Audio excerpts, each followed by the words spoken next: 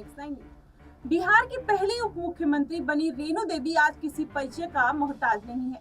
भाजपा नेत्री रेणु देवी के संघर्ष की कोख से निकली और सफलता की सीढ़ियों पर चढ़ती गई। अति पिछड़े समुदाय से आने वाली नेत्री राजनीति के क्षेत्र में कई कीर्तिमान उन्होंने स्थापित किए और महिलाओं के लिए एक मिसाल पेश की।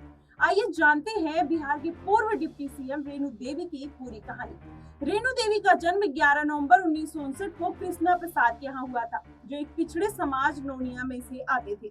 इसके बाद उन्होंने महंत दर्शन दास महिला कॉलेज से जो मुजफ्फरपुर में 12वीं तक की शिक्षा ग्रहण की। इसके बाद उन्होंने महंत दर्शन दास महिला कॉलेज मुजफ्फरपुर से 12वीं तक की शिक्षा ग्रहण की। 1973 में बहुत ही कम उम्र में इनकी शादी पश्चिम बंगाल के हावड़ा में एक इंश्योरेंस इंस्पेक्टर दुर्गा प्रसाद से हो गई। शादी के 7 साल बाद उनके पति का अचानक निधन हो गया। वो बेटियां अपने मां के घर लौट आई। उनके 2 बच्चे थे। फिर उनका जुड़ाव आरएसएस से हो गया। उनकी मां भी संघ से जुड़ी हुई थी और वो विश्व हिंदू परिषद की महिला शाखा दुर्गा वाहिनी की एक कार्यकर्ता भी थी। जब बीजेपी का गठन हुआ तो वो उसमें शामिल हो गई। इसके बाद वो भारतीय महिला मोर्चा की सक्रिय सदस्य बनी और चंपारण में कई अभियान का उन्होंने नेतृत्व किया।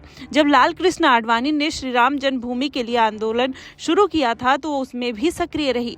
राम मंदिर के आंदोलन में 1990 में उन्हें भी गिरफ्तार कर लिया गया था। जब बीजेपी का गठन हुआ तो उसमें शामिल हो गई। इसके बाद वो भारतीय महिला मोर्चा की सक्रिय सदस्य बनती गई। उन्होंने बिहार बीजेपी मोर्चा महासचिव और अध्यक्ष के रूप में भी काम किया। इसके बाद 1995 में बिहार विधानसभा के लिए अपना पहला चुनाव लड़ा, लेकिन उन्हें जीत नहीं मिल सकी। लेकिन सन 2000 में उनकी मेहनत रंग लाई और बेतिया से विधायक के रूप में चुनी गई। इसके बाद 2015 तक उन्हें इस सीट पर कब्जा जमाए रखा। 2015 में हार के बाद उन्होंने फिर 2020 में बेतिया से ही चुनाव जीता और नीतीश कुमार की नेतृत्व वाली एनडीए सरकार में पहली बार उप मुख्यमंत्री बनी। आपको बता दें, रेणु देवी ने 1981 में सामाजिक सक्रियता के माध्यम से अपनी राजनीतिक जीवन की शुरुआत की थी। उन्होंने 1988 में भाजपा महिला मोर्चा विंग में शामिल हो गई। बिहार विधानसभा के लिए रेणु देवी को 4 बार निर्वाचित होने का मौका मिला। वहीं साल 2005 और 9 के बीच बिहार राज्य सरकार में खेल कला और संस्कृति मंत्री के रूप में रेणु देवी को काम करने का अवसर प्राप्त हुआ और सन 2014 और 2020 में वह भाजपा की जिला अध्यक्ष भी बनी। रेणु देवी अपने एक किस्से में बताती हैं कि उन्होंने कहा कि वो एक चिकित्सक बनना चाहती थी, लेकिन 1977 में एमबीबीएस के लिए मैंने टेस्ट भी पास कर लिया था, लेकिन मेरे पति को यह मंजूर नहीं था। मैंने कॉलेज में दाखिला नहीं लिया, लेकिन पति के निधन के बाद मैंने राजनीति में आने का फैसला किया। मैंने राजनीति के क्षेत्र में सब कुछ करके दिखाया है। महिला को अर्धनारीश्वर रूप में दिखाया गया है। महिला कुछ भी कर सकती है, बस इच्छा शक्ति होनी चाहिए। समाज और परिवार ने महिलाओं को सहारा जरूर दिया है। मैं समाज की सेवा करती हूँ और महिलाओं के लिए लड़ाई लड़ती रहती हूँ।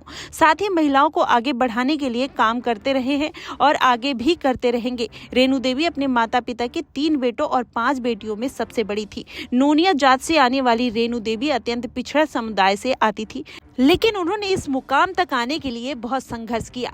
लेकिन अभी अटकलें लगाई जा रही हैं कि बिहार में महागठबंधन की सरकार कभी भी गिर सकती है।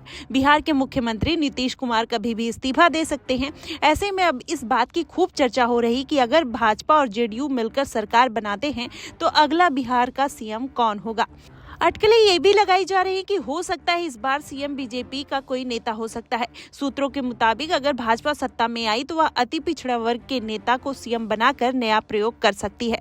इसमें सबसे ऊपर रेणु देवी का नाम चल रहा है, तो पूरी संभावना है कि रेणु देवी सीएम बन सकती है। रेणु देवी पहले बिहार के डिप्टी सीएम भी रह चुकी हैं, लेकिन आने वाले समय में पता चलेगा कि उनका सीएम बनना हो पाता है या कोई और सीएम चेहरा बनकर सामने आता है।